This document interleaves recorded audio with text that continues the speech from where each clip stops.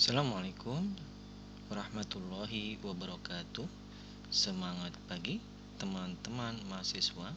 Bertemu kembali dengan saya Sutrisno dalam pengantar teknologi informasi subbab konsep dasar jaringan komputer.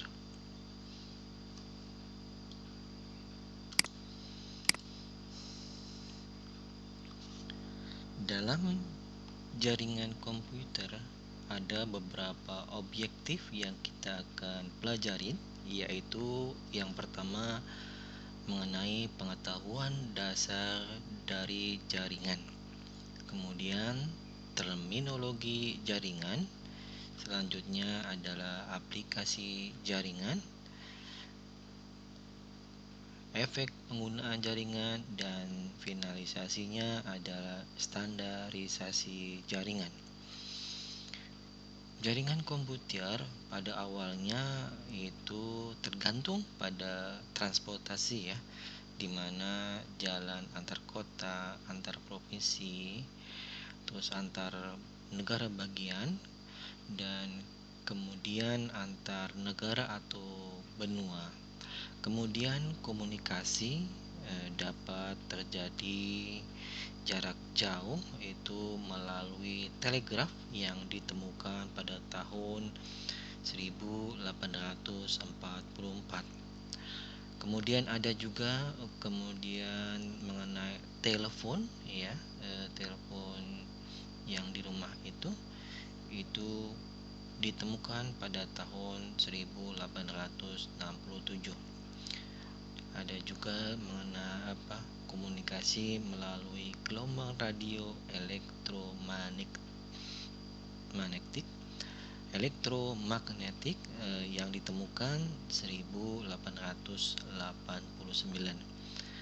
Juga yang masih ada sekarang adalah radio komersial yang ditemukan pada tahun 1906. Dan terakhir yang sering kita masih lihat yaitu televisi broadcast yang ditemukan pada tahun 1931. Dengan teknologi melalui televisi, dunia lebih kecil karena orang akan mengetahui dan mendapatkan informasi tentang berbagai kejadian yang ada di dunia. Dalam telekomunikasi, informasi disampaikan melalui dua sinyal. Sinyal dua itu adalah yang pertama digital dan analog. Secara spesifikasi mengacu informasi yang diwakili oleh dua keadaan 0 dan 1 ini merupakan sinyal digital. Sinyal digital dikirim dengan diwakili dua kondisi 0 dan 1 yang sebelumnya kita sudah pelajarin ya. Kemudian sinyal analog adalah sinyal yang terus-menerus dengan variasi kekuatan dan kualitas. Misalnya suara, cahaya, dan suhu yang dapat berubah-ubah kekuatannya dan kualitasnya. Data analog dikirim dalam bentuk yang berkelanjutan, sinyal elektronik berkelanjutan dalam bentuk gelombang. Dalam jaringan komputer ini ada beberapa tujuan ya. Yang pertama, jaringan komputer bertujuan sebagai resource sharing atau berbagi sesumber ya. Seluruh program atau peralatan dan data yang digunakan oleh setiap orang yang ada di jaringan tanpa diperbaharui lokasi sesumbernya dan pemakai. Misalnya kita sharing mengenai printer ya. Di staf biro akademik mengirimkan data mahasiswa baru ke bagian perpustakaan dalam bentuk printout dengan langsung mencetak di printer perpustakaan dari biro akademik, atau sebaliknya staf perpustakaan mendapatkan file langsung daftar mahasiswa baru yang disimpan di komputer biro akademik. Yang kedua adalah high reliability atau kehandalan tinggi, yaitu tersedianya sumber-sumber alternatif kapanpun yang diperlukan, misalnya pada aplikasi perbankan atau militer. Jika salah satu mesin tidak bekerja, server satu tidak bekerja, kinerja organisasi tidak terganggu karena mesin yang lain atau sumber yang lain yang sama. Kemudian tujuan selanjutnya yaitu menghemat dana atau uang, membangun jaringan dengan komputer-komputer kecil lebih murah dibandingkan dengan menggunakan mainframe.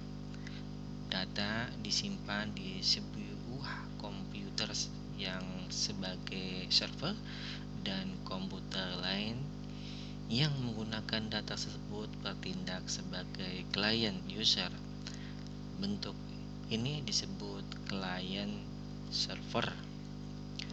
Tujuan yang keempat yaitu scalability atau skalabilitas, yaitu meningkatkan kinerja dengan menambah komputer server atau klien dengan mudah tanpa mengganggu kinerja komputer server atau klien yang sudah ada lebih dahulu. Kemudian tujuan yang kelima yaitu medium komunikasi, memungkinkan kerjasama antara orang-orang yang saling berjauhan melalui jaringan komputer, baik dalam bertukar data atau komunikasi. Kemudian jelas masih berhubungan dengan komunikasi, kita bisa mempunyai akses informasi yang luas, yaitu dapat mengakses dan mendapatkan informasi dari jarak jauh. Masih yang selanjutnya adalah komunikasi orang ke orang, ya, digunakan untuk berkomunikasi dari satu orang ke orang lain, ya, masih berkaitan dengan poin 5 dan poin 6. Kemudian tujuan yang selanjutnya adalah hiburan interaktif yang teman-teman bisa lihat, yaitu game interaktif. Ini berkaitan dengan jaringan komputer. Baik, selanjutnya yaitu kita berbicara mengenai bagaimana pengaruh jaringan dalam kehidupan sehari-hari. Baik, yang pertama yaitu kita bisa melihat atau memeriksa kondisi cuaca atau merapalkan cuaca di kemudian hari, ya. Kemudian bisa menampilkan keadaan lalu lintas yang terjadi saat tersebut atau real time di pintu-pintu tol atau tol-tol yang dimonitoring oleh pihak jasa marga. Kemudian kita bisa memeriksa saldo bank dan membayar tagihan secara online dimanapun kita berada asal ada sinyal. Kemudian mengirim dan menerima email, melakukan internet call atau VoIP call. Kemudian mendapatkan informasi kesehatan, update kesehatan dari beberapa sumber dan nasihat dari expert di seluruh dunia, dan bisa membagikan ke forum mengenai informasi kesehatan dan healthy treatment ke forum-forum yang kita punya. Kemudian kita bisa memposting dan membagikan foto, video, dan pengalaman dengan teman-teman atau dengan kerabat tim seluruh dunia. Kemudian kita akan membahas mengenai bagaimana pengaruh jaringan dalam kehidupan sehari-hari. Keberadaan dan adopsi teknologi internet membentuk suatu bentuk baru dalam cara berkomunikasi, seperti instant messaging, WhatsApp yang berkomunikasi secara real time, ya, baik di dalam atau di luar negeri. Kemudian weblogs kebanyakan digunakan untuk mengakses, mengekspresikan sesuatu secara online, share foto dan join ke dalam sebuah komunitas, ya. Ada yang lain juga, wikis, postcard dan collaboration tools. Kemudian pengaruh daripada cara belajar. Seperti yang kita ketahui, kita belajar bisa offline dan online. Untuk yang online kita bisa menggunakan e-learning berkaitan dengan jaringan komputer. Kita bisa mengakses via handphone, via laptop, dan mengupdate diskusi yang diberikan tutor. Kemudian pengaruh terhadap cara kerja. Dulu data jaringan untuk operasi bisnis hanya digunakan untuk finansial, perbankan, kemudian informasi customer dan sistem penggajian.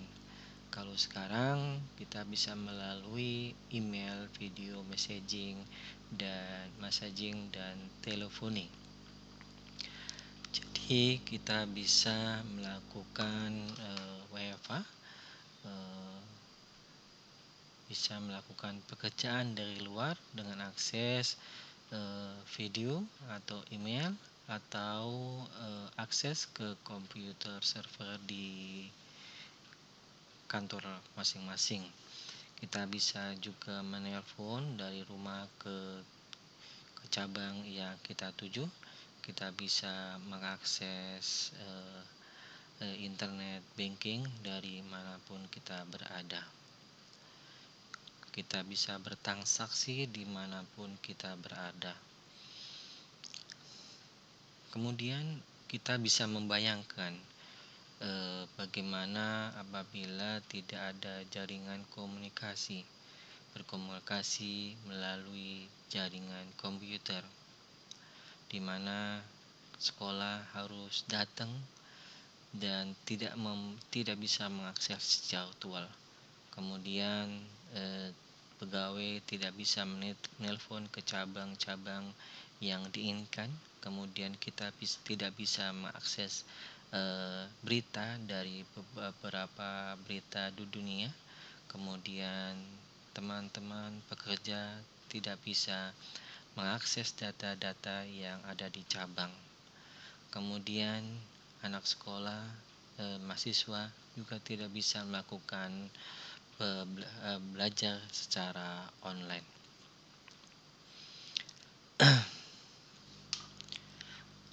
Komunikasi mempunyai beberapa peraturan atau rules, aturan umum dalam proses komunikasi manusia. Yang pertama adalah identifikasi terhadap pengirim dan penerima. Jadi mengetahui penerima dan pengirimnya. Kemudian persetujuan terhadap metode yang digunakan, menggunakan metode face to face atau telepon atau surat atau fotograf. Kemudian bahasa yang digunakan, ya. Bahasa yang digunakan sehari-hari atau apabila perusahaan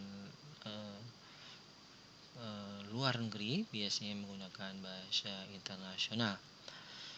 Kemudian kecepatan dan waktu pengiriman, ya. Dan selanjutnya adalah konfirmasi terhadap pesan yang diterima. Selanjutnya yaitu kita bisa melihat komunikasi melalui jaringan. Ada 4 elemen dalam komunikasi jaringan komputer. Yang pertama adalah device atau perangkat, baik komputer, handphone, kemudian medium itu jaringannya, ke network pertama, dan selanjutnya format pesan itu yang dipindahkan dari perangkat satu ke perangkat lainnya.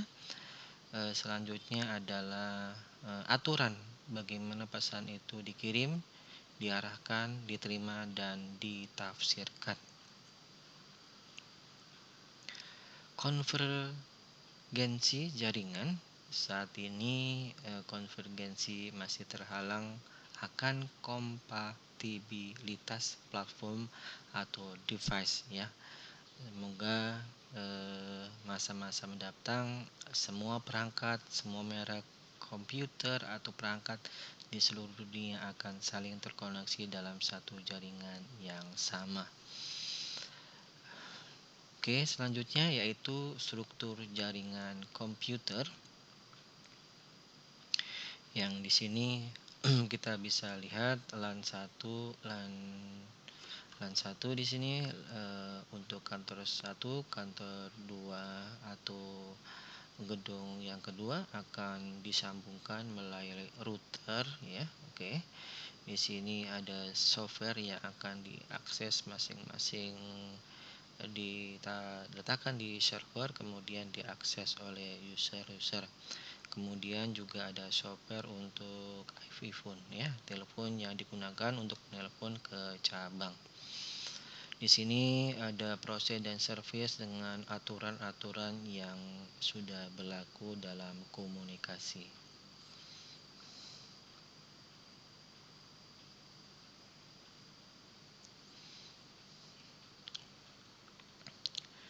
Baik, selanjutnya yaitu perencanaan jaringan komputer. Dalam memahami konsep jaringan komputer, harus terlebih dahulu memahami pertama adalah perangkat yang digunakan, kemudian cara kerja perangkat itu tersendiri, dan bagaimana teknik penggunaan yang tepat.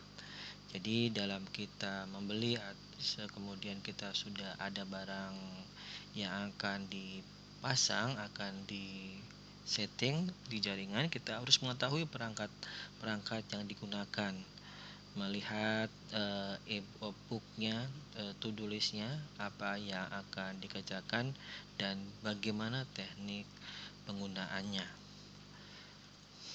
Hal ini dimaksud agar tercipta jaringan komputer dengan konektivitas tinggi, performa yang baik, dan availability yang tinggi, serta yang lain yang sebagai rencana kerja perencanaan jaringan komputer selanjutnya.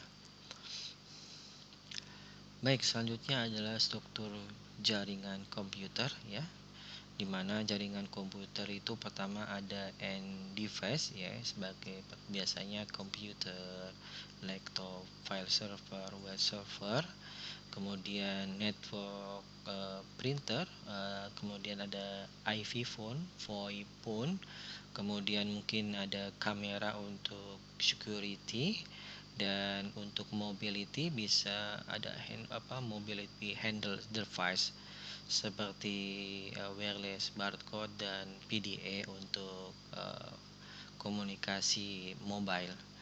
Kemudian selanjutnya adalah intermediary device, yaitu network access device seperti hub, switch, wireless access point untuk mobility di area kantor.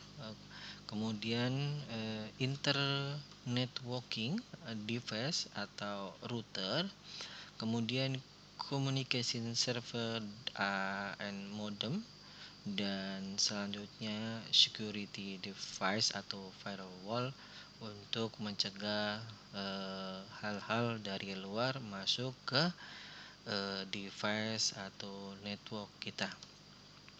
Kemudian service yaitu ada beberapa, yaitu HTTP, FTP, dan telnet. Kemudian struktur selanjutnya adalah medium, yaitu berupa kabel atau wireless untuk menyambungkan dari router ke jaringan kita. Baik, ini adalah sekilas gambar daripada hub dan switch ya. Ini bermerek Cisco.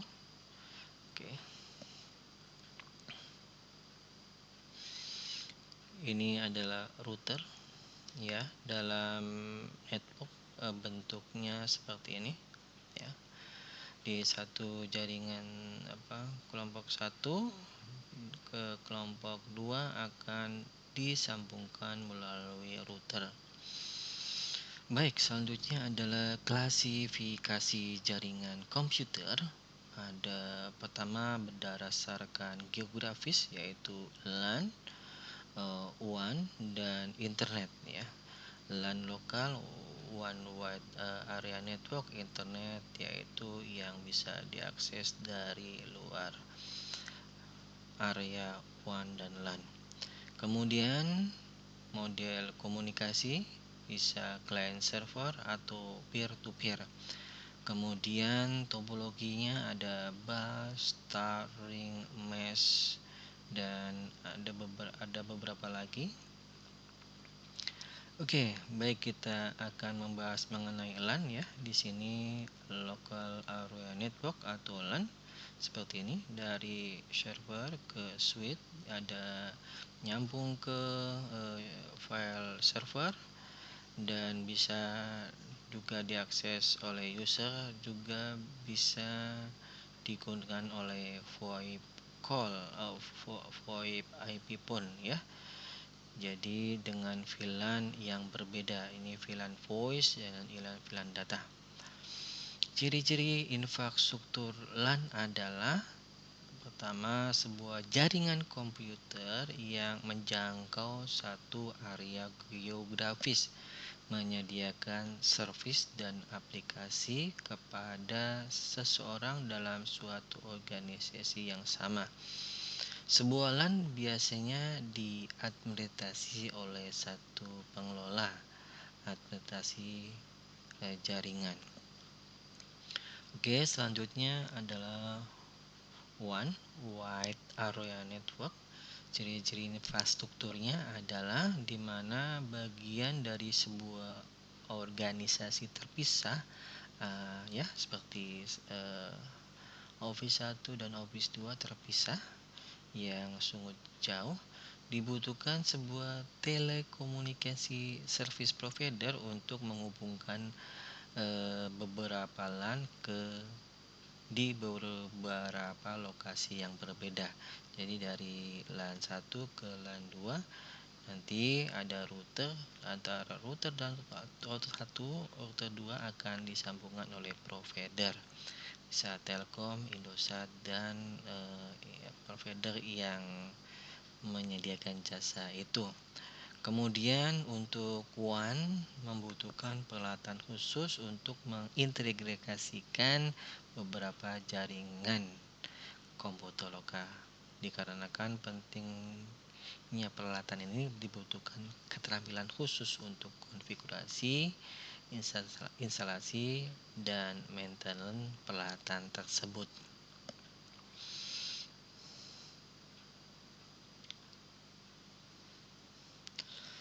Kemudian client server model ya. Jadi di sini servernya, kemudian di sini kliennya ya. Di sini kita bisa download dan upload server, download ke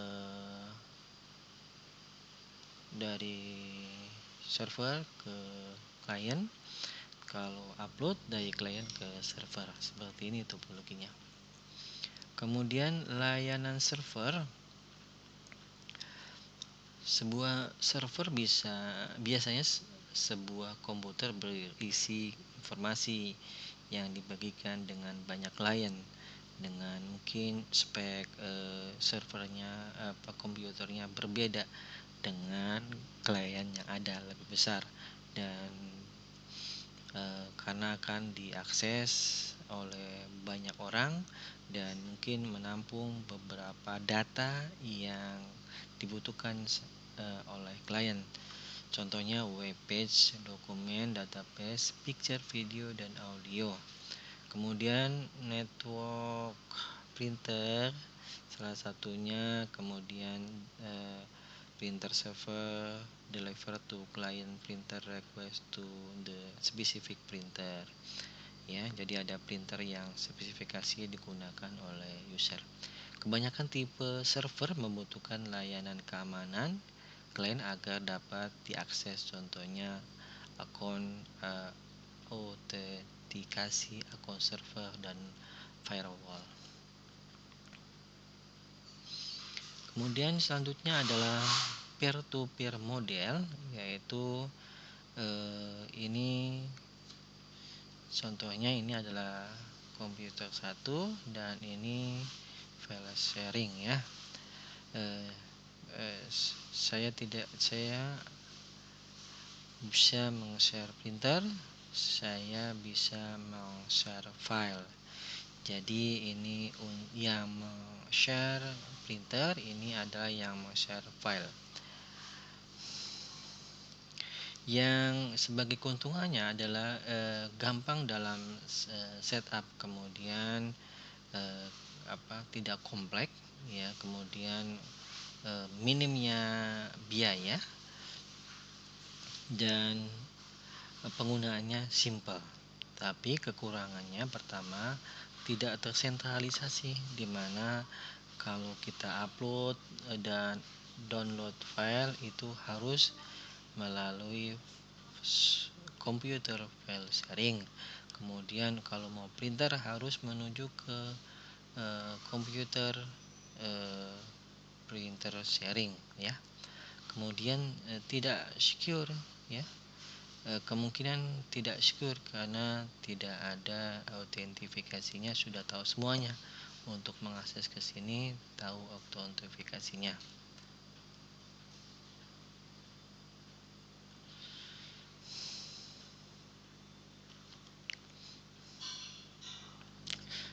Berikut adalah topologi jaringan. Yang pertama adalah bus topologi. Kemudian ada ring star topologi, ada extend star, ini pengembangan dari star topologi. Kemudian hierarki topologi dan mesh topologi. Topologi jaringan menjelaskan bagaimana layout atau gambaran sebuah jaringan, menunjukkan bagaimana perangkat jaringan saling terkoneksi. Perangkat dalam jaringan disebut node. Oke, ini kita membahas mengenai logikal topologi, yaitu dimana mempresentasikan bagaimana jalur signal dapat bergerak dalam suatu jaringan ya. Oke, ini dari internet masuk ke router dengan firewall dengan pengamanan, kemudian disalurkan ke IP 192.168.2.0. Kalau ini 192.168.1.0 ya. Baik, ini ke arah admin dan server departemen, kemudian ini yang 10 ke arah classroom 123, di mana ada classroom 3 ada printernya.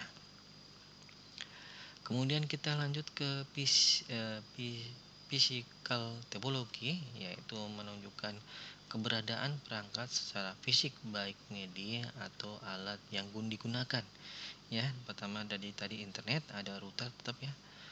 Setelah router ada switch nih, ada switch ke arah classroom, ada switch ke arah server ya. Di sini file server semuanya, dari mail server, web server, dan file server. Kemudian ada adminnya ada 1 2 3 ya. Dari switch yang menuju classroom, ini juga ada classroom hub ya. Classroom hub ini, classroom hub yang disambungkan port 1 ke kelas 1 2 3 ya. Ke komputer 1 2 3 ya. Oke.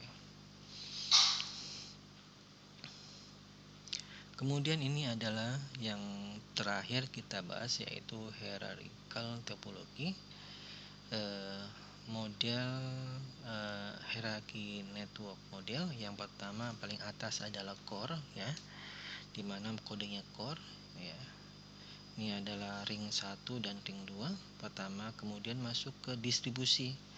Oke, dari core didistribusikan dengan kode D. Kemudian setelah didistribusikan ke akses switch ya, switch. Dan ini masuk ke device and end device ya, seperti komputer, IV phone dan printer, seperti itu. Oke, baik teman-teman mahasiswa, terima kasih atas perhatiannya untuk mata kuliah pengantar teknologi informasi subbab jaringan komputer. Mohon maaf apabila ada kekurangan. Assalamualaikum warahmatullahi wabarakatuh. Semangat pagi.